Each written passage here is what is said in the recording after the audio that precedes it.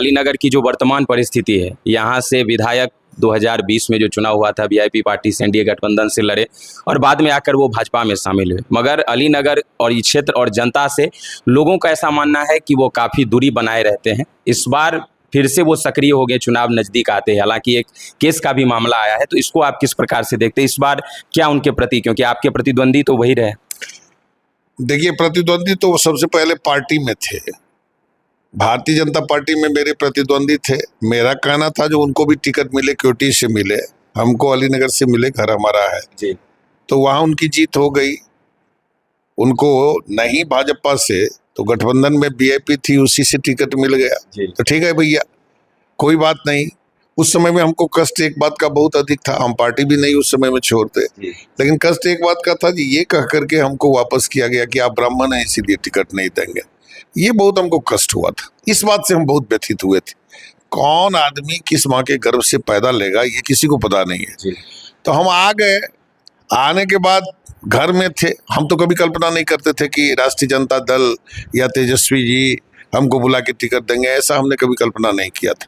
जब ये हुआ तो मुझे अपने आप में आश्चर्य लगा कि ये क्या हो रहा है, लेकिन जो भी हुआ, जिस समय में हम टूटे थे, परे हुए थे, बिल्कुल कमजोर हो गए थे, उस समय में राष्ट्रीय जनता दल के द्वारा मुझे सम्मान दिया गया, हम चुनाव लड़े। अब चुनाव लड़ने में जो भी हुआ, एक की हार हुई एक की जीत हुई, मिश्री लाल जी जीते। तो जीते तो अच्छी बात है, जीतने के बाद किसी भी जनप्रतिनिधि को अपना काम करना चाहिए। अभी जो हम बोलेंगे जो मिश्री लाल जी काम नहीं किए, मिश्री लाल जी बहुत खराब हैं, उनका परफॉर्मेंस बहुत खराब रहा, इससे बेहतर होगा कि अब जनता फैसला करे। जनता तो चुनी थी। हाँ, एक बात बहुत दुर्भाग्य की बात है, आपने पूछा जिस बारे में क्या कहना है, तो एक बात बहुत दुर्भाग्य की बात है कि यहाँ की जनता जिनको हुआ विधायक बनाई, तो जनता को हम दोषी तो मानते नहीं है। तो जनता विधायक बनाई विकास के लिए, जनता विधायक बनाई सेवा के लिए, जनता विधायक बनी अलीनगर के आवाज को बुलंद करने के लिए, लेकिन परिणाम क्या हुआ यहाँ की जनता को? तो जिस व्यक्ति को जिता करके जनता सदन में भेजी, उनकी सदस्यता समाप्त हो गई। ये बड़ी दर्द की बात है कि अलीनगर विधायक विहीन हो गया है। आज इतनी बड़ी सजा अलीनगर की जनता को मिल गई, ये बहुत दुख की बात है, ये बहुत कष्ट की बात है। इसलिए सोचना चाहिए कि हम किसे विधायक बनावे।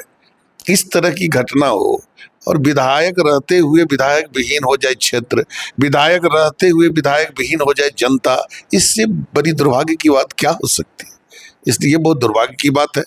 रही बात लोगों के बीच जो हम जा रहे हैं तो लोगों में देखते हैं कि दो चीज है, मेरे प्रति आकर्षण भी है और मेरे प्रति सहानुभूति भी है।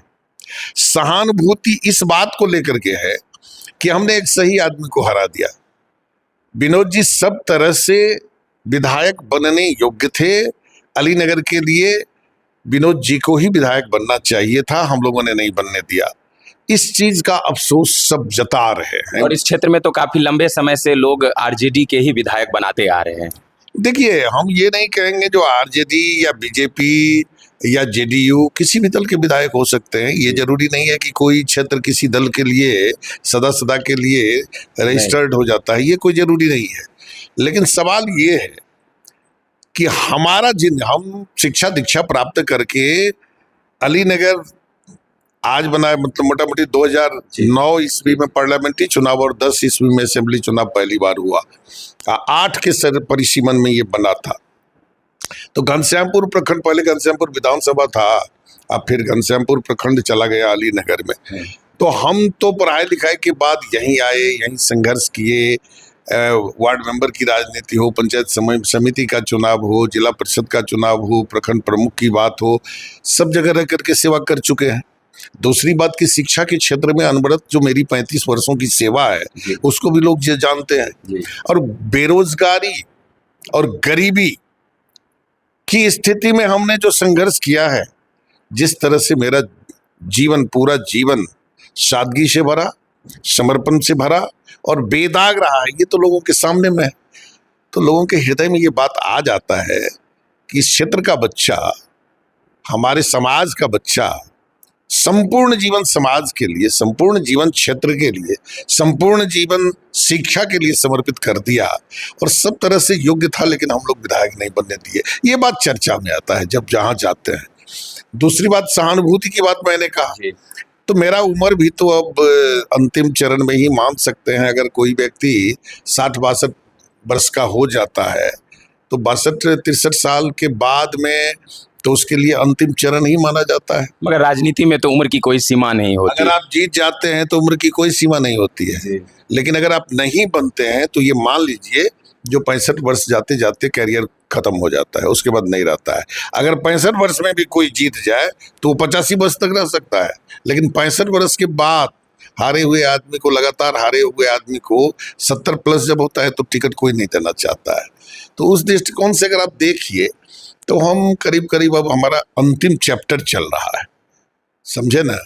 तो जब भी लोगों के पास जाते हैं तो हम भी यही कहते हैं और आपके माध्यम से भी हम यही कहते हैं कि अंतिम बार, ये मेरा प्रयास अंतिम बार का है।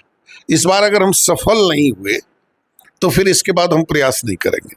और यही बात जब हम लोगों को कहते हैं कि इस बार अगर आप लोग हमको नहीं देखेंगे, आप लोग अगर हमको मदद नहीं करेंगे तो अभी कह दीजिए।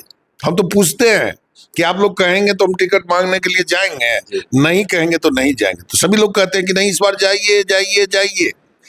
तो इसलिए सहानुभूति देख रहे हैं लोगों में, तो स्वाभाविक है कि जब लोगों के हृदय में कोई सहानुभूति देखता है, अपने प्रति आकर्षण और प्रेम देखता है, तो ताकत बढ़ती है, आशा जग जाता है। यही स्थिति क्षेत्र की है।